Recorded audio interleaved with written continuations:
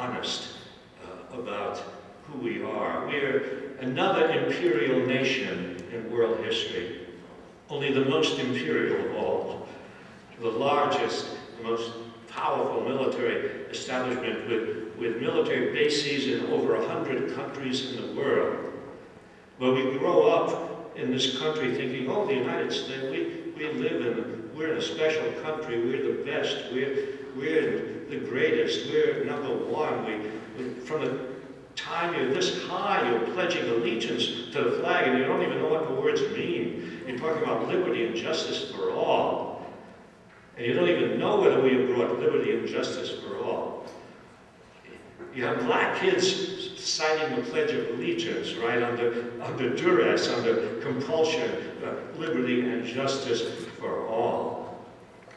So we grow up with this nationalism, we grow up with this pride, we grow up with the idea that, oh, we're an exceptional nation. We do good things in the world. We are the Boy Scouts of the world. We help countries across the street.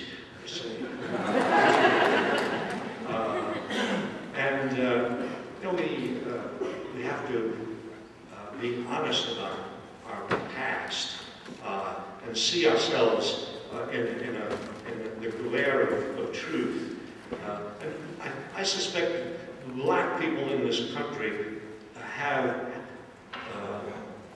been more perceptive in seeing through the claims made by our government about democracy and liberty. They've been more perceptive than others for obviously, very good reason. There was a poem written by the great African-American poet Langston Hughes, and he wrote this in the 1930s. He wrote this even before the United States had bases in 100 countries, but he did write it, as I say, in the 1930s, and by this time the United States had gone into Cuba and had taken Puerto Rico and gone into the Caribbean, sent Marines everywhere into Central America, and taken over Hawaii and the Philippines. So he had something to go on when he wrote this.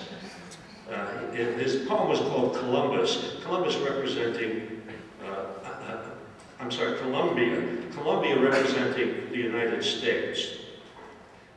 Columbia, my dear girl, you really haven't been a virgin so long. It's ludicrous to keep up the pretext. You're terribly involved in world assignations, and everybody knows it. You've slept with all the big powers in military uniforms, and you've taken a sweet life of all the little brown fellows in loincloths and cotton trousers. Being one of the world's big vampires, why don't you come on out and say so? Like Japan and England and France, and all the other nymphomaniacs of power. Well, yeah, maybe we need some confessions from on top about who we are. Maybe, it's like with Alcoholics Anonymous, where people get up and, tell the truth and what they've done and so on and so forth. And, maybe we ought to have a group called Imperialists Anonymous. And it's the leaders of the country get up and give us the real history, of what we have done. Now it's good, when you start talking this way, you start talking critically about the United States, you're accused of being unpatriotic, right? I mean, I'm sure everybody in this room has at one time or another, I can tell by looking at you, you're the kind of people who will be accused of being unpatriotic. Because of this amazing notion, this absurd notion, that to be patriotic means to support your government. No, that's the patriotism of the totalitarian state. That's the patriotism of Nazi Germany, of Stalin's Russia, of any dictatorship. Oh, support the government. No, not in a democracy. In democracy, the real democracy, patriotism means subjecting your government to scrutiny and asking if your government is following the principles of democracy.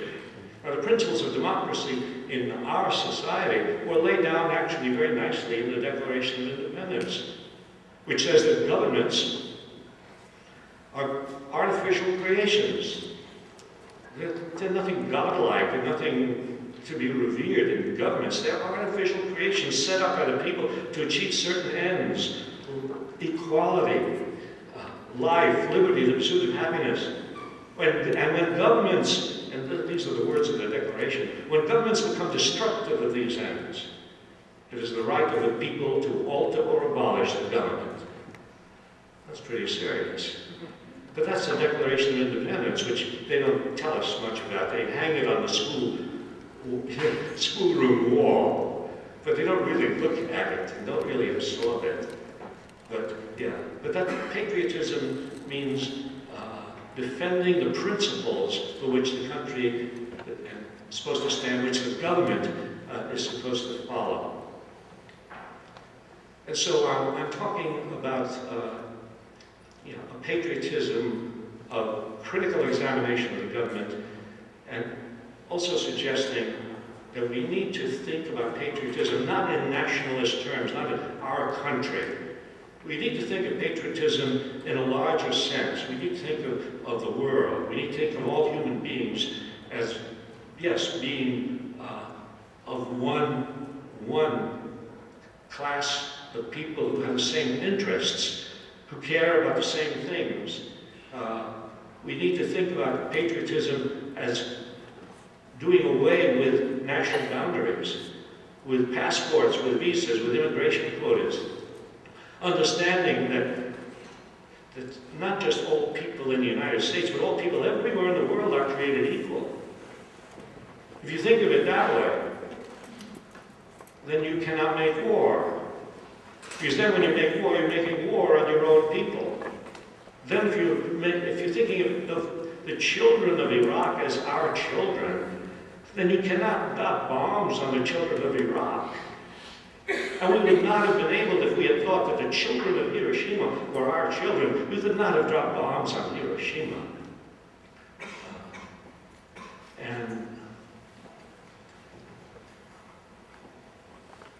The Iraq War will be over at some point. And how soon depends, of course, on what we do and what the American people do. But the trajectory is clear. The situation is becoming more and more horrible and intolerable, and the American people have turned more and more against it. And at some point, despite all the protestations of the politicians and all the mealy-mouthed timetables and, well, maybe in a year, maybe in 2 years, no, we'd have to get out of Iraq.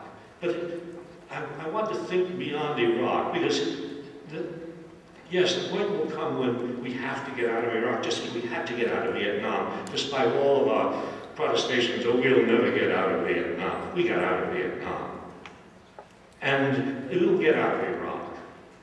The Iraqi people will not stand for it, and at a certain point the American people will not stand for it. But then the question is, what about the next war? And the next war, and the next war. American people created a great movement against the war in Vietnam, and at a certain point the government recognized the power of this and their inability, just as in Iraq now, inability to, as they say, win, when of course they didn't deserve to win, just as we don't deserve to win in a country in which we have planted our troops.